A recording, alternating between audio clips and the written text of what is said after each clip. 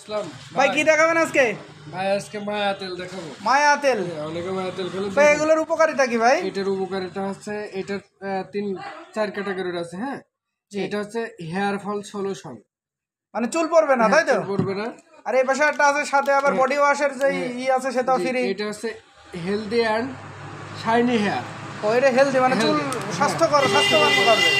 এখানে আরেকটা আছে, এটা হচ্ছে কুলিং, মানে মাথা ঠান্ডা রাখবে। মাথা ঠান্ডা রাখবে। অনেকে নবরত্ন তেল অথবা রেড কিং তেল ব্যবহার করে, সেই ক্ষেত্রে এটা যদি ব্যবহার করে মাথা ঠান্ডা হয়, প্লাস চুল পড়াটা বন্ধ হয়। চুল পড়াটা বন্ধ হবে। আর এই পাশে আরেকটা আছে অল ন্যাচারাল।